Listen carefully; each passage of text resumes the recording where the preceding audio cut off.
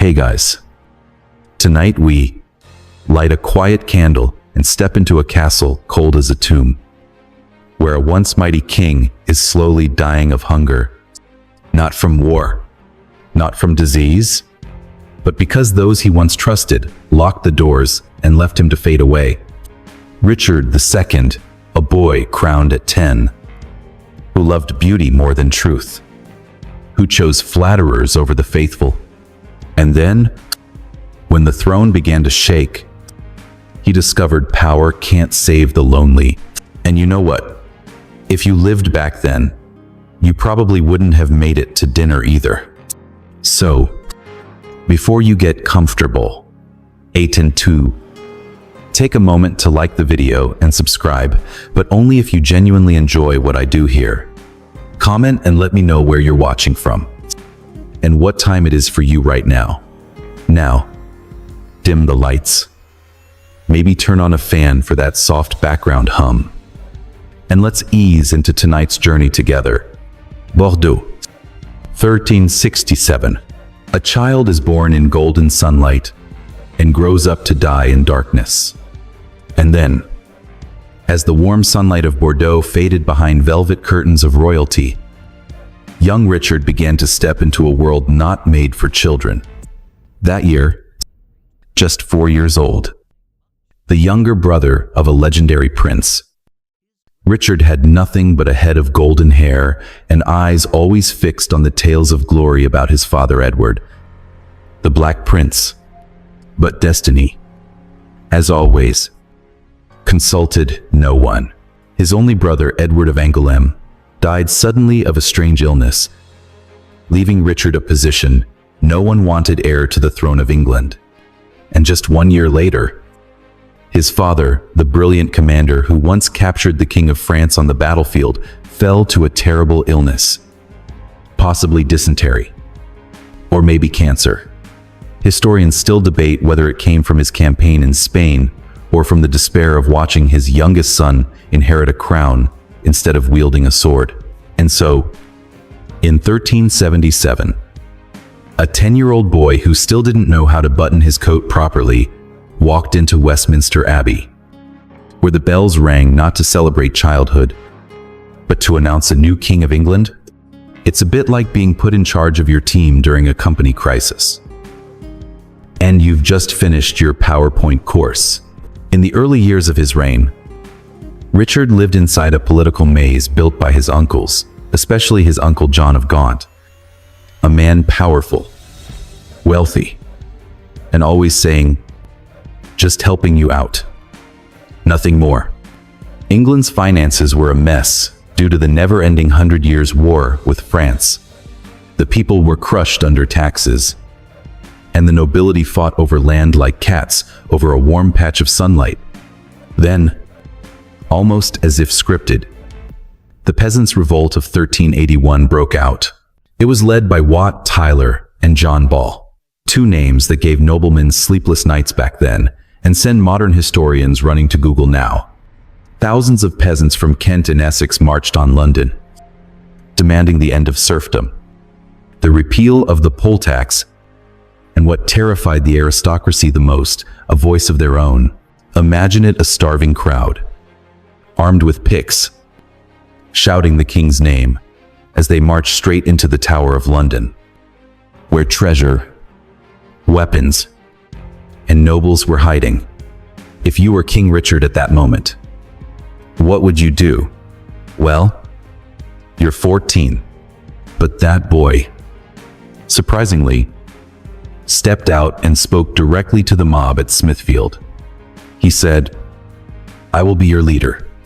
That statement made the crowd pause, but then Wat Tyler was stabbed to death by the mayor of London during the meeting. And Richard, quick as lightning, seized the moment he crushed the revolt, hanged the leaders, and withdrew every promise he had made. Mercy, no. A lesson, yes, forgiveness is weakness. From then on, the boy learned if you hold all the power, no one dares to challenge you. Also from then on, Richard began to change. No longer the grateful child guided by elders, He became a young man, addicted to mirrors. No joke. Records from the time say Richard spent hours in front of a mirror, adjusting his robes and hair, and demanded that officials bow flat to the ground whenever they approached him. He even built a rotating throne so he wouldn't have to turn his head when someone entered the room. Kinda sounds like the boss bitch era. Right, but sadly, the more power he hoarded, the more he removed the capable and surrounded himself with yes men, those who praised his wisdom, even when he ordered his platinum blonde hair dyed to preserve youth. Among the nobles, resentment boiled. They saw the young king as a stranger in his own court, a king who didn't know battle. Only poetry and jewel-studded purple cloaks. Fortunately, someone saved him from total collapse during this period. Anne of Bohemia, his wife, a princess of the Holy Roman Empire. They married in 1382, when Richard was just 15. And then something rare happened. This was not a cold political marriage like most royal unions. No, this was a marriage of real love. Anne was intelligent, gentle, and understanding. She wasn't just a partner. She was the only person brave enough to tell Richard the truth. She calmed him when he was angry, eased his thirst for vengeance, and soothed the court with her grace. For nearly a decade, England entered a relatively peaceful era. Culture blossomed, scholarship thrived, and even Geoffrey Chaucer, the author of the Canterbury Tales, found inspiration from this very reign. You see, behind every successful king is a woman who knows how to keep him from swinging his sword around recklessly. But fairy tales never last. In 1394, Anne died suddenly of a high fever, likely a plague outbreak. When Richard heard the news, he completely fell apart. He didn't just cry. He ordered the palace where she had died to be destroyed, as if erasing the place could erase the pain. But grief never disappears just because you erase a place. And from that moment on, Richard completely lost his way. From the moment Anne passed away, you began to drift like a rudderless ship in the ocean of politics, without the one woman who could look you in the eye and say, "That's enough." Richard, the kingdom also lost the only soul, gentle enough to extinguish the fire, hardening the heart of a lonely king. You began to change, but this time, in a way no one could save. The image of a graceful Richard, steeped in artistic ideals and mercy, was suddenly replaced by a king increasingly detached from reality. It's said that after Anne's death, you not only ordered the destruction of the palace where she took her last breath, but also began dyeing your hair, using cosmetics as if you were trying to fight time with powder and hide the truth behind a golden mask. There was something tragic in that. A king trying to preserve youth, not out of vanity, but because in the mirror, he didn't want to see death creeping into his own eyes. The nobles no longer bothered to sympathize. To them, a king in white makeup, sitting on a throne with no practical policies beyond throwing banquets, was like a lantern in the desert. Beautiful, but lighting nothing. Once a king who calmed rebellions with words, you now issued laws like a child playing with toys, emotional, irrational. You altered court rituals on a whim, demanding deeper bows, longer kneeling, and forbidding anyone from turning their back while you were speaking. One noble once whispered, "Court feels like a bad play," and Richard thinks he's the Oscar winner. Unfortunately, he didn't whisper quietly enough. 3 weeks later, his land was confiscated, and he was invited to leave London. No one questioned it. You began to build a court so extravagant, it became incomprehensible. Silks imported from Venice, gem-encrusted rings from Persia, and even rumor had it, You once proposed painting the ceiling of the Great Hall like a starry sky to create a divine effect. But you forgot one thing. The poor can't eat starlight. While the national treasury ran dry, and peasants still bent under the weight of taxes, your solution was to marry a 6-year-old girl. Yes, that's right, Isabella of France, daughter of King Charles VI, became Queen of England before she had even lost her baby teeth. The marriage, in name, was to establish peace between the two nations. But in reality, it only made the English feel betrayed. The glorious victories of Edward III and the Black Prince were now traded for a child and a treaty that handed Calais to France. Yes, Calais, one of the most important trade ports of the time, given away like a wedding gift. And so, you not only lost the people's support, but also the last shred of trust. From the nobility, they began to turn toward a familiar name, Henry Bolingbroke, son of your uncle, John of Gaunt. Henry, unlike you, was a man of the battlefield.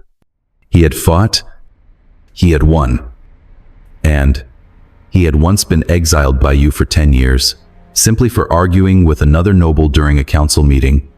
When John of Gaunt passed away, you ordered all his property seized effectively, denying Henry his inheritance.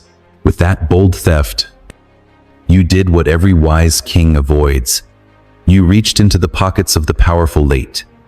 You had just opened a wide gate for an exile to return, not as a beggar, but as a savior. While you were in Ireland, trying to suppress a few uprisings, Henry returned to England with only a small group of followers. But within weeks, people flocked to him, nobles and peasants, soldiers and merchants. They didn't need lofty promises. They just wanted someone to restore order, to protect their lands, and to stop a king from making them bow until their necks hurt just for entering a room from the wrong side. You returned from Ireland to find there was hardly anything left to return to. The army had disbanded. Public loyalty had frozen. And the most bitter part, the entire court now stood behind the man who once called you cousin. At Flint Castle, you met Henry for the last time, not on the battlefield, but at a negotiation where the other side held all the power. You were forced to abdicate. No sword struck, no heads rolled, just a pen, a piece of parchment, and a nod from the man you once looked down upon. You signed your abdication with the hope that at least you would be allowed to live in peace. A small castle, a garden, a few servants, and a quiet life like kings of old, stepping away in old age. But you forgot one thing in the Game of Thrones. There is no place for a pitiful ex-king. Because in the game of power, the existence of a former king is never harmless. And so, you, Richard Plantagenet, once seated on the throne with a glittering crown and hundreds of knees bent before you suddenly became a political liability that needed to be handled as soon as possible. At first, Henry IV, the newly crowned king, pretended to be generous. You were taken to the Tower of London. Once a symbol of royal authority, you had used as a prison for others, now turned into a cell for yourself. But don't imagine chains or torture just yet. No. At that time, you were still treated with a certain gentleness. A private room, servants, even books to read if your mood wasn't too bleak. The problem was, people still remembered you, and that was what made you the most dangerous. Just weeks after your confinement, rumors began to spread. A group of nobles still loyal to you plotted rebellion. They didn't believe you had truly abdicated. They believed you had been forced. They whispered, "If Richard lives, then Henry is just a usurper." And that whisper echoed louder than any war drum. Historians still debate whether these plots truly existed or were merely the fevered imaginations of a newly crowned king. But one thing is certain, Henry IV began to see you as a haunting shadow he could never shake. And so, after a brief period of genteel captivity, you were moved to a quieter place. A place your loyalists would find hard to reach. Pontefract Castle, a cold fortress in the gloomy lands of Yorkshire, where the wind never stopped, howling, as if to remind you you had no one left to rely on. In the beginning, you still held on to a shred of dignity. There were still servants, still warm meals, still a glimmer of hope. But then, slowly, everything began to be taken away. One servant dismissed, one door locked. The meals, day by day, grew smaller. No one said anything. No one wrote a word. But everything had begun. You could feel it in your very bones. Hunger doesn't arrive like in the stories. It comes quietly. First, lunch without meat. Then dry bread instead of porridge. One day, you find yourself licking your fingers because they still carry the scent of salt. Perhaps the most horrifying part was not the hunger, but knowing with terrible clarity that no one intended for you to live. And they wouldn't kill you with sword or blade that would be too obvious. No, they would simply let you fade. A king, not killed by traitors striking from behind, but starved slowly in silence. Modern historians believe you spent your final 3 months in severe malnutrition. Muscles wasted, hair fell out, fingernails discolored. You lost the ability to walk, then the ability to remember who you had once been. And in those final days, when your body was just a dimming ember, if you, the man who once adored beauty, who once stared into mirrors each morning to perfect his robes, began to scream at the walls, talk to yourself, called out the names of the dead. One of the guards later said he was no longer a king. He was only a ghost that could cry. You died on the 14th of February, 1400, Valentine's Day. Ironic, isn't it? A day meant for love became the day the loneliest king in England passed away. There was no state funeral, no trumpets, no one weeping in the rain like in a Shakespearean tragedy though. Century later, Shakespeare would do just that for you. Your body so thin, your royal robes no longer fit, was transported back to London, not to be honored, but to make a simple statement: Richard II is dead. It's over. No more threat. Henry had your corpse displayed to the public. Yes, the coffin was opened for all to see, not to mourn, but to make sure no one would rise in your name. But they forgot one thing. Death does not mean being forgotten. A few years later, when Henry IV had secured his throne more firmly, he ordered your reburial. You, the king who had been starved to death, brought back to Westminster Abbey and laid beside Anne of Bohemia, the only one who ever truly loved you. Perhaps it was an attempt at redemption. Perhaps it was to soothe a guilty conscience. Or perhaps just another political move. Either way, in the end, you were laid next to the one you loved. In stone, in silence, and though the world has changed, your story still echoes of a young king who loved art, hated war, believed in love, and died because he trusted too much. Just imagine a king with no rightful heir, deposed in disgrace, dying quietly behind iron bars like a shadow. What remains? The answer is a tangled political legacy and a great fracture in the heart of England. The reason Richard II had no children is no mystery. His first marriage to Anne of Bohemia, though deeply affectionate, produced no offspring. Even after more than 12 years together, there had once been hope for a prince or princess to inherit the crown. But Anne died in 1394, leaving no heir. This broke Richard not just from personal grief, but because the shadow of power was beginning to fade behind him. And then, in a move, half political, half desperate, Richard married a second time. But this time, it was far stranger. His bride was Isabella of Valois, daughter of King Charles VI of France, only 6 years old when she was given to the 30-year-old king. Yes, 6, of course. This was a diplomatic marriage, part of a truce between England and France during the 100 Years' War. But the nature of it only underscored a painful truth. Richard II never truly intended to build a family. Or rather, fate never gave him the chance. With no legitimate heir, the throne of England stood empty after your death. This created a deep crack in English politics at the time, leading to the rise of Henry IV of the House of Lancaster, and laying the foundation for nearly a century of chaos known to you as the Wars of the Roses. Historians still debate one compelling theory.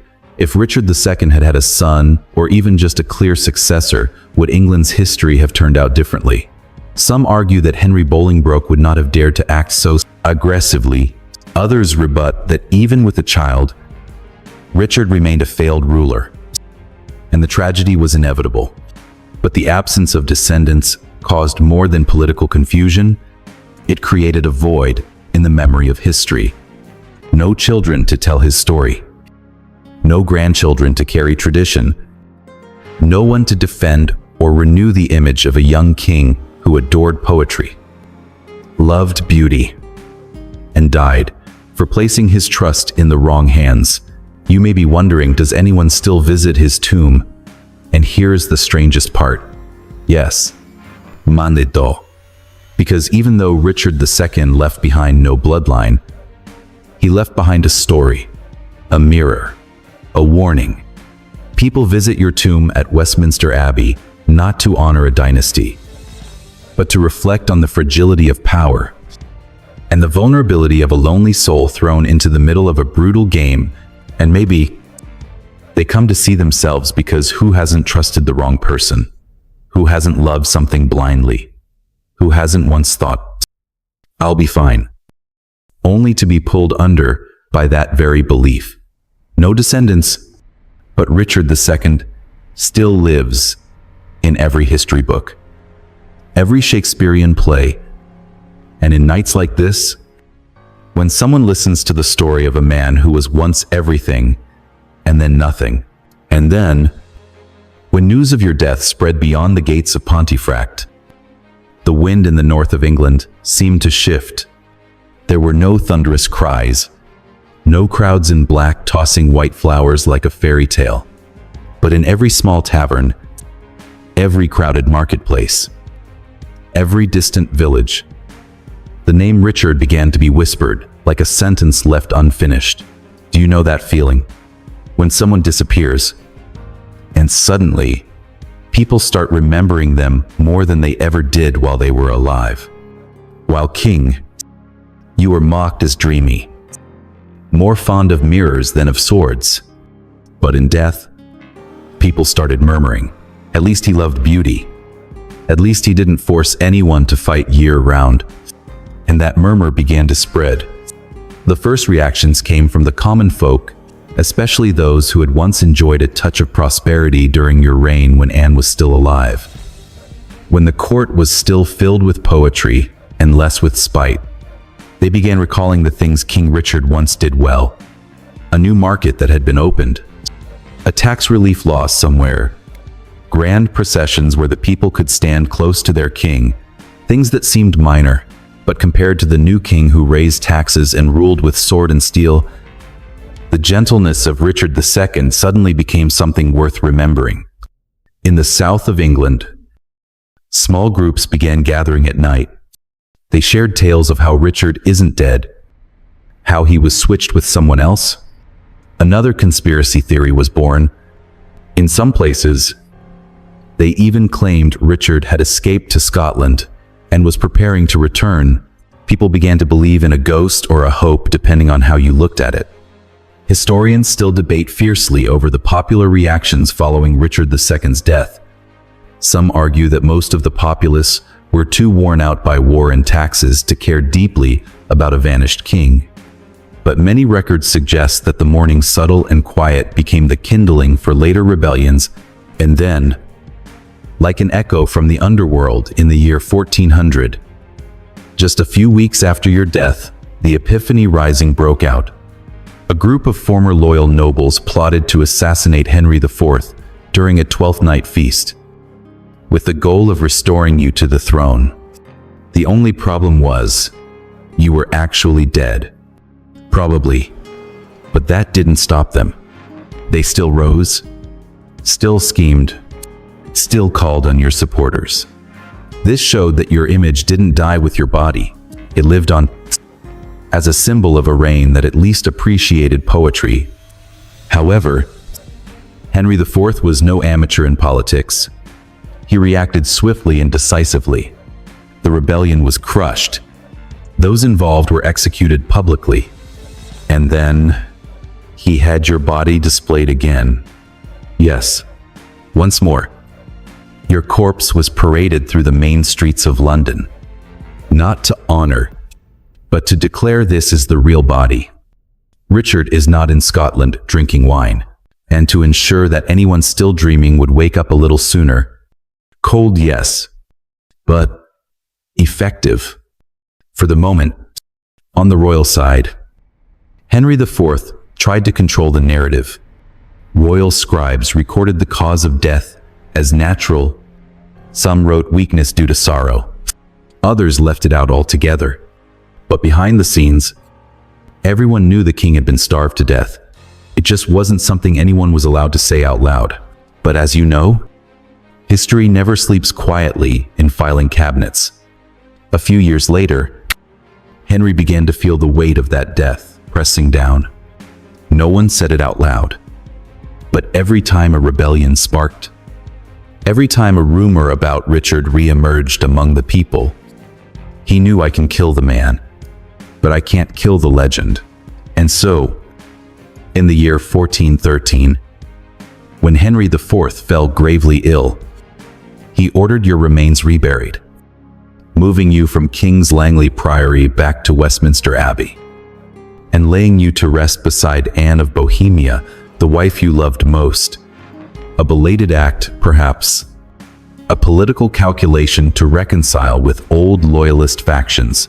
Certainly. But maybe, just maybe, it was also a final note of regret. And you know what? When the tombs of the two were placed side by side, the people of London fell silent. No one wailed, but no one mocked. Only silence remained, as if the whole kingdom exhaled. Beautiful. Now, you and I return to court, where there's no warm wine or burnt bread, only schemes, watchful eyes, and oaths of loyalty, always followed by a faint, invisible asterisk, because you see, the reaction of the nobility to Richard II's quiet death was far more complicated than the people ever imagined. Imagine a long dining table in a cold stone hall, the fireplace burning faintly, and a few aging dukes sipping wine, exchanging glances, as if they were all listening to a mournful funeral march that no one dared to name. No one stood up and shouted, "Justice for the old king," but you could see it etched into every wrinkle on their brows. The silent question, if a king can be starved to death in a castle, then whose turn is it tomorrow? That was the first reaction of the English nobility fear. Not because they loved Richard. In truth, many of them had helped push him toward his death. But that death, not through trial, not by execution in front of the people, but simply by hunger, opened a door more dangerous than 1,000 swords. Once the precedent is set that, if a king is no longer liked, just lock him up and forget to feed him, then every crown, every title, every oath can suddenly become negotiable in the same way. Simply put, the death of Richard II made the nobility uneasy. Some stayed quiet. Some gave awkward smiles. But another group, especially the lords who had been granted titles under the Plantagenets, began to grow restless. They didn't mourn out of love, but because their own positions now felt shaky. If Henry IV could starve a rightful king, he could also seize lands, strip titles, or accidentally make dissenters disappear. And from this, a quiet wave began to stir among the nobility. Silent alliances, discreet vows, and papers carefully recorded in case of future accusations. No open rebellion. But the belief in the safety of royal blood had cracked. An empire built on lineage, honor, and inherited power was now just another game of politics with no clear rules.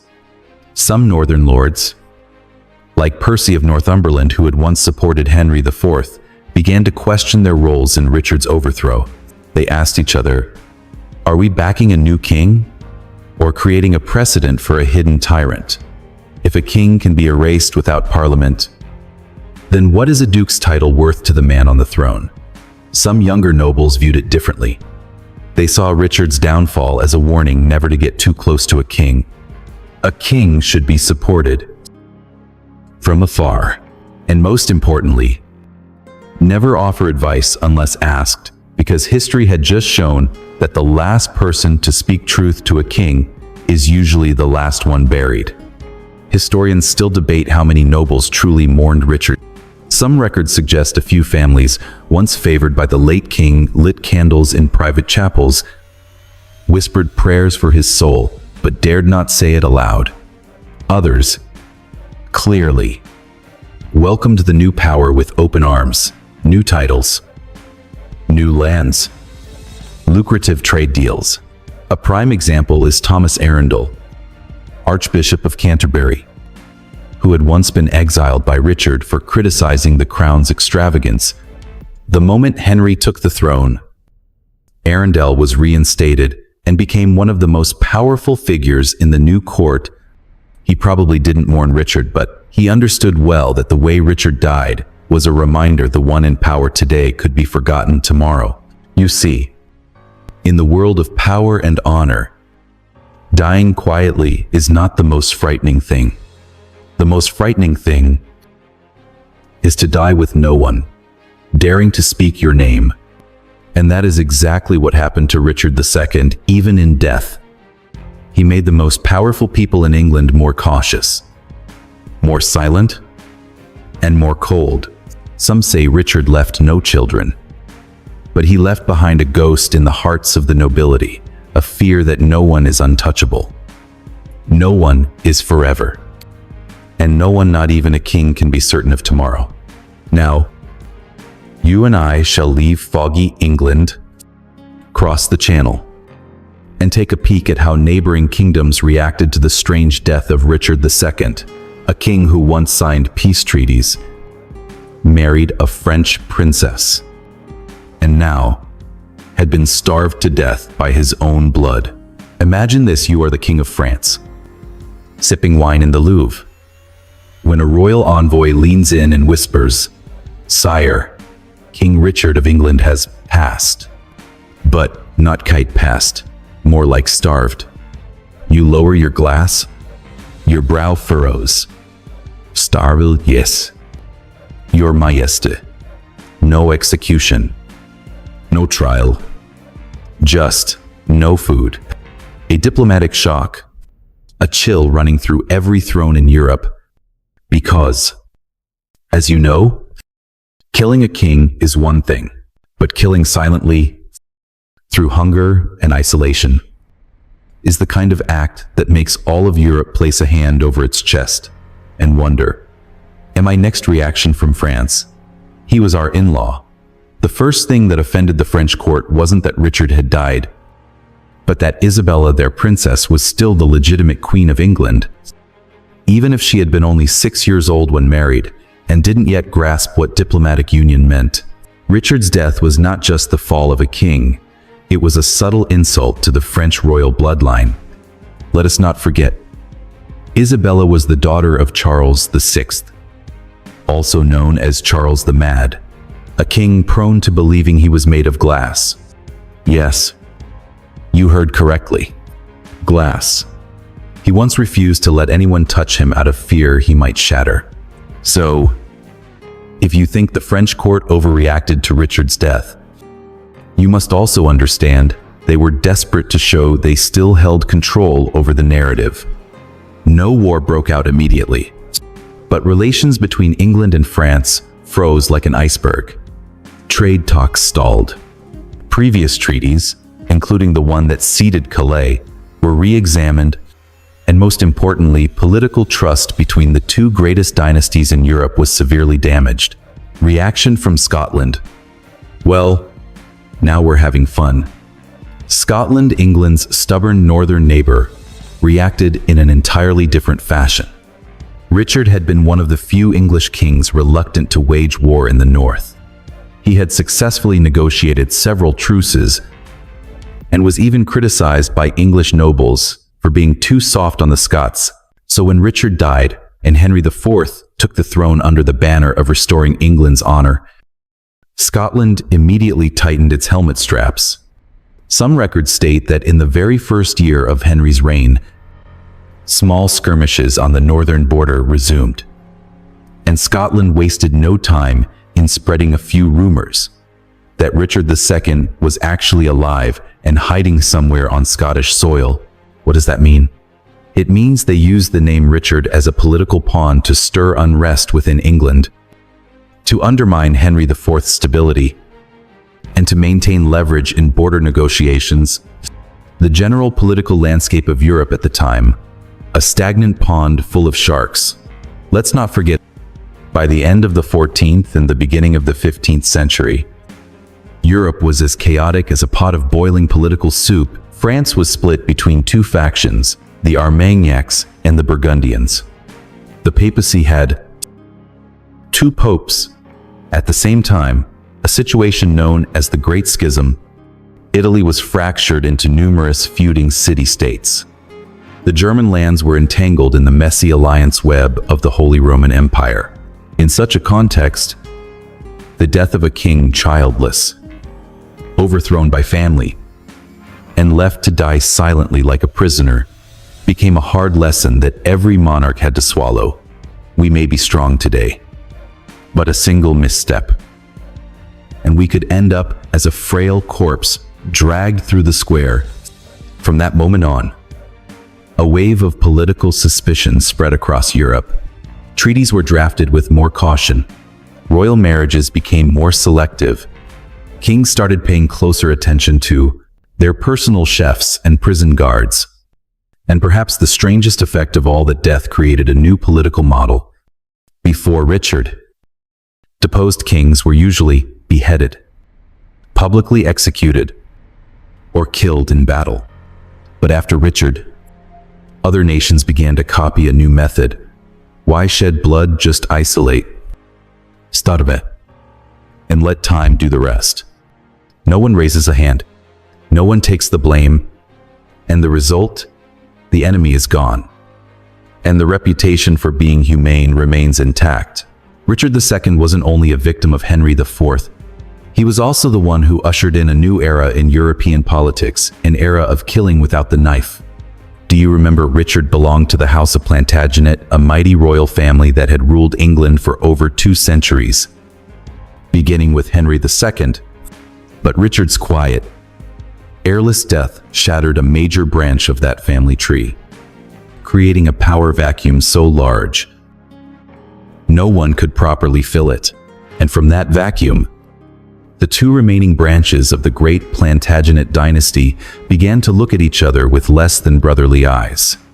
On one side was the House of Lancaster, descended from John of Gaunt, father of Henry IV, who took the throne after deposing Richard.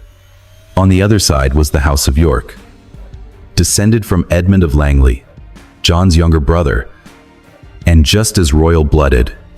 Do you see the issue? Both sides had blue blood. Both traced their lineage to Edward III, and both believed they had the more legitimate claim to the throne. And then, the roses bloomed, but not to be gifted. The story of the roses began with a family reunion sorely lacking in cake and overloaded with sharp daggers. The Lancasters took the red rose as their emblem. The Yorkists chose the white rose, and thus began the Wars of the Roses, a poetic name for nearly 30 years of brutal civil war. Stretching from 1455 to 1487, long enough for kings to rise, grow old, and die without seeing the end of the conflict. But back to the root cause, remember this. If Richard II had had a child, or even clearly designated a successor, Henry IV might never have seized the throne, and if Henry had not usurped it, the House of Lancaster would not have risen. The House of York would not have been embittered, and England might not have turned into a battlefield soaked in the blood of kin. Sinner or victim? Many blame Henry IV for starting the chain of tragedy.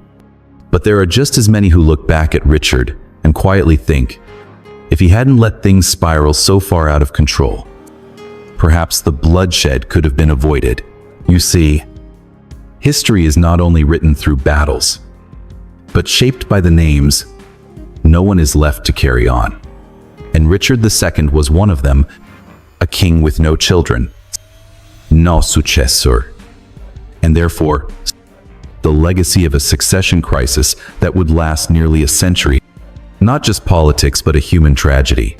What made this war so painful was that it wasn't fought between nations. It was fought between brothers, cousins, fathers and sons, husbands and wives. Some families were split down the middle. There were battles where brothers killed brothers, fathers opposed sons. There were kings like Henry VI of the House of Lancaster, who was captured and released, then captured again, then released again 3 times, to the point that even historians got dizzy. The House of York had Richard III, who claimed the throne after his nephew mysteriously vanished in the Tower of London. Sound familiar? The history of England during this period was soaked in blood, but deeply human, because it showed when a clear transition of power is absent, power doesn't disappear. It flows to whoever is strongest, regardless of morality or law. And in the end, who won the Wars of the Roses ended in the year 1487 with the victory of Henry Tudor, later Henry VII, a distant descendant of the House of Lancaster. But he did not make the foolish move of crushing the House of York. No, he married Elizabeth of York, uniting the two houses, and from that union, a new symbol was born, the red and white rose intertwined, an image of peace, but also a historical scar, still etched into England's memory today. So there it was, a silent death in a cold room at Pontefract, where dinner never arrived, sparked a century of war, bloodshed, and fallen crowns, all because no one was left to sit on the throne.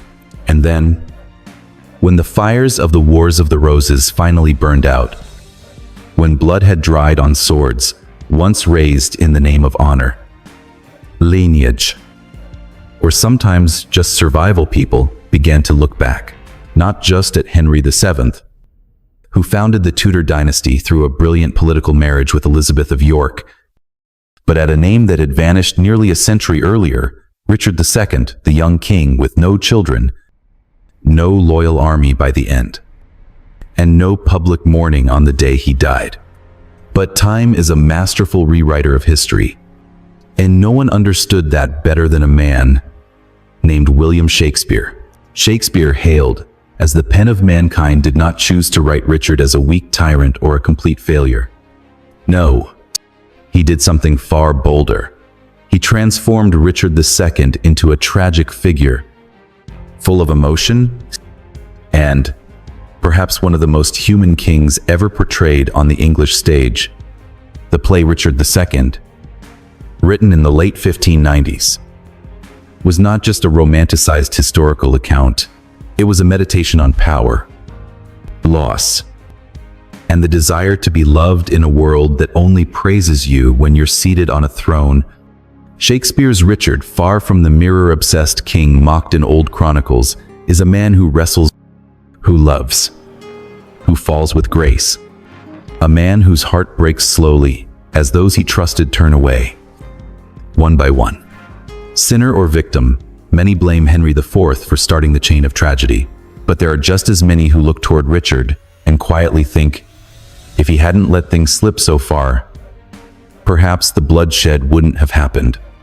You see, history isn't only written through battles, it is shaped by names, with no one left to carry them on. And Richard II was one of them, a king who left no children, no line of succession, and as a result, a war of inheritance that would last nearly a century. Not just politics, but a human tragedy. What made the war more painful was that it wasn't between nations, it was between brothers, cousins, fathers and sons, husbands and wives. Some families had to split down the middle. There were battles where a brother killed his own brother. A father stood against his own son. There were kings like Henry VI of the House of Lancaster, who was captured and released, then captured again, then released again, 3 times enough to make the history books dizzy. The House of York had Richard III, who took the crown after his nephew mysteriously vanished in the Tower of London. Sound familiar? The history of England during this time was bloody, yet deeply human, because it showed that when a clear transition is absent, power doesn't disappear. It flows into the hands of whoever is strongest, regardless of morality or law. And in the end, who won the Wars of the Roses ended in the year 1487 with the victory of Henry Tudor, later Henry VII, a distant descendant of the House of Lancaster. But he didn't make the foolish move of trampling over the House of York. No, he married Elizabeth of York, uniting the two houses, and from that came a new symbol, the red and white rose intertwined. An image of peace, but also a historical scar still etched into the memory of England today.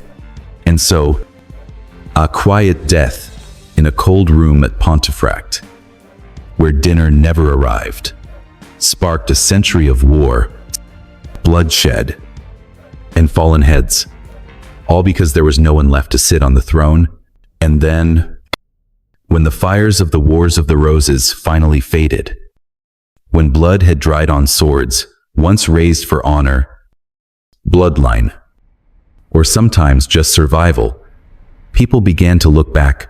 They looked not only at Henry VII, who founded the Tudor dynasty through a masterful political marriage with Elizabeth of York, but at a name that had vanished nearly a century before Richard II, the young king with no children, no loyal army by the end, and no public mourning on the day he died. But time is a brilliant rewriter of history, and no one understood that better than a man named William Shakespeare. Shakespeare, known as the pen of humanity, did not choose to portray Richard as a weak tyrant or a total failure. No, he did something much bolder. He turned Richard II into a tragic figure, full of emotion, and perhaps one of the most human kings ever to walk the English stage. The play Richard II, written in the late 1590s, is not just a romanticized historical record. It is a meditation on power, on loss, and on the aching desire to be loved in a world that only praises you when you're seated on the throne. Shakespeare's Richard, far from the mirror-obsessed king mocked in old chronicles, is a man who wrestles, who loves, who dramatizes, but who also admits fault. A man whose heart slowly fractures as those he trusted turn away, one by one. It was no coincidence that the most famous monologue of the play echoed not when Richard was crowned, But when he had lost everything, stripped of his throne, imprisoned in a stone cell, and forced to face himself in the echoes of solitude, I wasted time, and now doth time waste me. That line, if heard in a quiet night, might just make you pause and look inward. How many times have you placed trust in the wrong person? How many times have you ignored honest voices in favor of sweet lies? And how many times did you think there was still time, only to learn that time waits for no one? Shakespeare never redeemed Richard II. He didn't paint him as a saint, but he gave Richard something history never did: a voice. A chance to speak after all was lost. A chance for the world to understand that some kings don't fail out of cruelty, but because they were too human in a world that punished humanity. An interesting fact: Richard II was once banned from being publicly performed, as its content was seen as dangerously reflective of overthrowing monarchs. There were fears the play might stir rebellious sentiment against Queen Elizabeth I, as it too clearly depicted how a king could be legally dethroned by his own family. In one instance, conspirators even hired a troupe to perform Richard II the night before a planned uprising, as a way to remind the audience there's precedent for this. Though it wasn't written with that purpose, Richard II unintentionally became a mirror held up to the English monarchy, a reminder that even the most painful mistakes could be retold with poetry, with the gentle light of understanding, rather than buried under the dry scorn of official chronicles.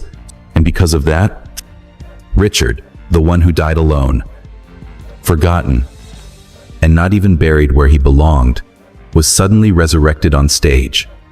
Each line of dialogue, each glance from the actors, each step across the boards was a drop of water, reviving a name once erased. Centuries after his Starvation in Pontefract, generations of English audiences sat beneath the dome of the Globe Theatre, silenced by the story of a fallen king, not because he was slain by the sword, but because of trust, loneliness, and the absence of a true embrace. And if you ask, so who, in the end, was Richard II? I would say he was all of us when we trust the wrong person, when we love too deeply, when we wake up one day to find everything gone. History may not forgive, but literature does. And sometimes, a play becomes a king's real tomb. Richard II left no descendants, but he left behind lines, no crown, but a place in the nation's memory. And if you listen closely enough, you might realize he didn't die at Pontefract, but lives on, quietly, in each performance, in every tear shed not for glory, but for the gentle helplessness of one who once had everything. And so, the final door of Richard II closes with the wind howling through the cold stone corridors of Pontefract. No more voices calling his name, no reverent eyes. Only the shadow of a dynasty long faded. Taking his place on the throne was the cousin who once called him Your Majesty, and then turned away as if he never had. Henry Bolingbroke, now Henry IV of England. A transfer of power that involved no will, no legal investiture. Only force and influence sealed with a declaration of abdication and the corpse of a starved king. And as the crown changed heads, the people began to whisper, if the new king rose to power by toppling his kin, how different will this reign truly be? When Henry IV ascended the throne in 1399, he did not walk to it under joyous cheers. Like in epic tales, there were no proud church bells ringing. Instead, there were wary glances, hushed whispers in corridors, and one sound he heard more clearly than all the rest, the sound of doubt, because from that moment forward, the entire English court lived beneath an unspoken truth, always looming like a storm that hadn't yet broken. If a king could be dethroned simply because he had lost the favor of the nobles, was Henry ever truly safe? The reality is, he was never safe. From the earliest years of his reign, Henry IV faced a series of uprisings ranging from commoners to the very nobles who had once supported his claim to the throne. First came the rebellion of the Percy family, the powerful northern house that had played a major role in helping Henry seize the crown. But when the rewards they expected failed to materialize, when the promises made before victory began to drift away, the Percys turned against him. They harbored resentment and rose in defiance. Led by Hotspur Harry Percy, once known as Henry's right hand. Sound familiar? Yes. It's the classic tale in reverse, the hero who helps the exiled prince, only to be betrayed by the new king, leading to a fratricidal war. Though Henry IV ultimately crushed the rebellion, he paid a bitter price. The crown he wore was not built on loyalty, but on bargains, and bargains can be broken. And that was only the beginning. Outlying regions like Wales began to rise as well. The revolt was led by Owain Glyndŵr, a Welsh noble dissatisfied with the central government, who declared independence and named himself Prince of Wales in his own right. This rebellion lasted over a decade, forcing Henry IV to stretch himself thin, putting down noble betrayal on one hand while resisting separatist uprisings on the other. Remember, Henry had risen to the throne as a strong, decisive figure, rescuing the nation from the dreamy poet King Richard. But within just a few years, he had become a weary and isolated monarch, aged by endless conflicts and plagued by headaches, not so different from his predecessors. On the foreign front, things weren't much better. France, already bitter about the mysterious death of their royal son-in-law Richard II, was the lawful husband of a French princess, grew increasingly wary. They began fortifying their borders, offering quiet support to anti-English forces in Wales, and reigniting the embers of the 100 Years' War, which had begun to cool under Richard's reign. Henry IV, in an effort to secure his position, had to arrange new marriage alliances for his heir, Prince Henry the future, Henry V, and initiate a wave of diplomatic treaties. But the trust of Europe's courts had been damaged in the aftermath of the Pontefract incident. No one said it aloud, but everyone remembered. That's the court willing to starve a king. Be cautious before you sign anything with them. To make matters worse, Henry IV himself was not in good health. He suffered from a chronic skin disease, which caused painful lesions, made movement difficult, and at times prevented him from standing long enough to attend to court matters. There were rumors that his affliction was a divine punishment, a curse from heaven for deceiving and killing his cousin. No one knew for sure. But the slow death of both his health and his authority cast a long shadow over the final years of Henry IV's life, which became steeped in fatigue, suspicion, and fear that righteousness might one day return to challenge him. And so, when he died in 1413, the people were neither grieving nor rejoicing.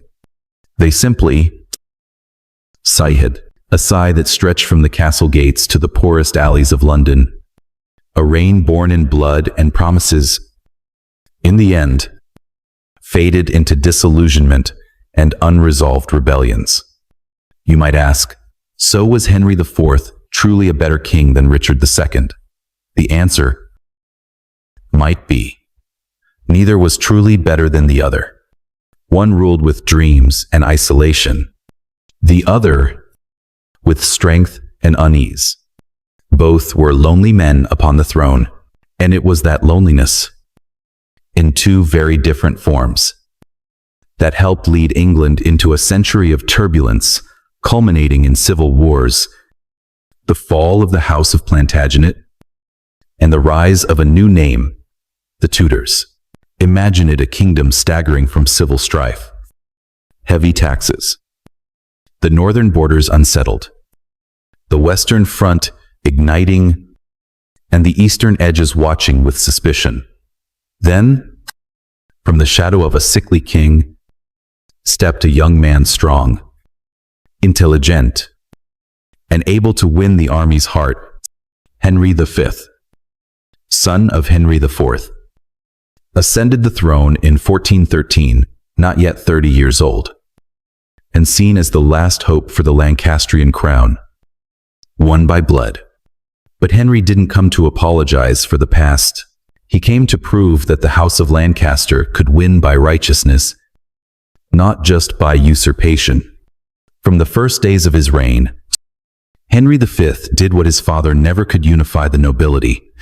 Instead of treating everyone as a threat, Henry V extended his hand, inviting lords once aligned with the House of York to return to the court. He didn't dwell on the past. He painted a vision of the future: victory, territory, and glory. And what's the fastest way to unite a country emerging from internal chaos? Find a common enemy abroad. And who was that enemy? Yes, France. In 1415, Henry V led one of the most famous military campaigns in English history, the Battle of Agincourt. A glorious victory against a French army vastly superior in numbers, fought in thick mud, with longbows, and with a fighting spirit that surpassed limits. Thousands of French soldiers perished. Hundreds of nobles were captured. Henry V became the embodiment of English kingship, a kind of English Alexander the Great, the first since the days of Richard II's father, Edward the Black Prince, to truly strike fear into the French, not with promises, but with power, and the pinnacle of that recognition in 1420. By the Treaty of Troyes, King Charles VI of France acknowledged Henry V as the heir to the French throne, disinheriting his own son, the Dauphin Charles, who would later become Charles VII. With the help of Jeanne d'Arc. What did that mean? An English king, the son of the man who once stole Richard II's crown, was now the recognized successor to both realms. But fate had one more bitter circle to draw. In 1422, just 2 years after reaching the peak of glory, Henry V died of dysentery, while in France, only 35 years old. In the midst of uniting the two crowns, and then the most ironic twist of all occurred: his successor was an infant, Henry VI, son of Henry V and the French princess Catherine de Valois, ascended the throne while still in the cradle, not yet able to cry for his father before being crowned a king. A dull king, a child placed upon the throne while both kingdoms were already full of cracks.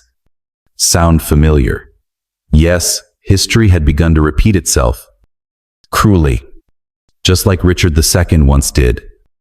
Henry VI grew up shielded by powerful handlers, with no real experience, no calluses from the battlefield, and no instinct for knowing who was a friend and who was simply waiting for him to fall.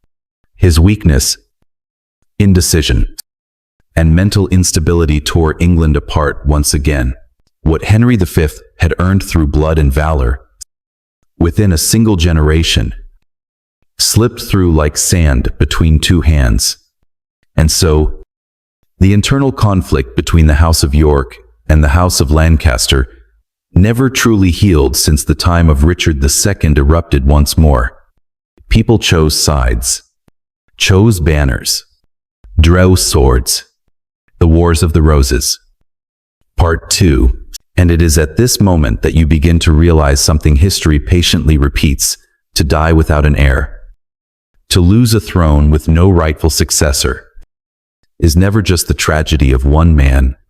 It is the first domino in a long collapse, where power circles like a flickering light bulb in a room no one dares turn off. The death of Richard II, once thought a small smudge on the map of kingship, was in fact the first crack in a massive dam. And once the waters broke through, they didn't just wash away a crown, they swept away the belief that any royal bloodline could remain eternally stable. After Henry V died, leaving behind an infant son, Henry VI, the country slipped into an era defined by two branches of the same family, Lancaster and York. And you know it, nothing is more difficult than fighting within one's own blood. Enemies at least have borders. Family does not, which is why the collapse didn't come with thunder. It came with false embraces, cold handshakes, and thousands of corpses strewn across English fields. Henry VI, though son of the national hero Henry V, had a soft mind and heart eerily reminiscent of Richard II. He was no commander. He disliked governance. And most of all, he didn't know whom to trust. And you remember what happens when trust is misplaced. Don't you? Richard paid for it with starvation in a castle. Henry VI paid with the total destruction of the Lancastrian reign. His weakness fractured the court. Northern nobles turned against the South. Powerful houses like the Nevilles and the Yorks began building private armies, fortifying their own castles, and claiming loyal towns for themselves. England was sliced like a wedding cake. No one bothered to cut straight. And then, on a bleak political morning, Richard of York, descendant of Edmund of Langley, younger brother to Richard II's father, stood up and declared, "The House of York has just as much right to the crown as Lancaster." You see it now. Don't you? Same names, same ancestry, just one branch apart, and enough to drown a kingdom in blood. From 1455 onward, the Wars of the Roses entered their bloodiest phase. Names like Wakefield, Towton, Barnet, and Bosworth became symbols of despair. Where no side truly won, only corpses of royals lay beside the bodies of their servants. There were days when hundreds of knights in red and white cloaks charged into one another, killing kin without even asking names. And on those moonlit nights, after the battles had ceased, as fires were lit and blood was washed away, someone would whisper, "Richard II," not out of love, but because they knew had he had an heir. Had succession been clear, those burying sons today might have lived in peace. How bitter it is when a man considered a failure in life becomes the symbol of, if only in death. And so the war dragged on for nearly 30 years, sometimes pausing, but never ending. Sometimes the Yorks ruled, then the Lancasters seized back the throne. Sometimes neither side had a true king, only someone wearing a crown while running from a sword. Then, in 1485, at the Battle of Bosworth, a temporary end arrived. Richard III, the last York king, a descendant of Edmund of Langley, was killed in battle. Henry Tudor, distantly descended from the Lancasters, claimed victory and ascended as Henry VII. But Henry VII didn't repeat old mistakes. He married Elizabeth of York, daughter of Edward IV, uniting the bloodlines and creating a new symbol, the red and white rose of the Tudor dynasty. Now, you may breathe, because after nearly a century of chaos sparked by Richard II's heirless death, England finally had a royal family that was, at least on the surface, united. But did you notice Richard II never really disappeared? Though he died in 1400, he haunted every misstep of the century that followed. When Henry IV was betrayed by nobles, they whispered, "At least Richard showed mercy." When Henry VI descended into madness and was deposed, people remembered Richard II also dethroned, also hopeful for peace, also forgotten. When Richard III was slain and Henry Tudor crowned, historians looked backward with fresh eyes. Was Richard II not a poor king, but merely the first victim of a fracture never sealed? If you find that tragic, you're right. But if you find it beautiful, in a deeply human way, you're not wrong either. Because the story of Richard II is not just about a king starved to death. It is about how a single mistake in succession, a heart no one heard, and a throne left empty, can shake an entire century.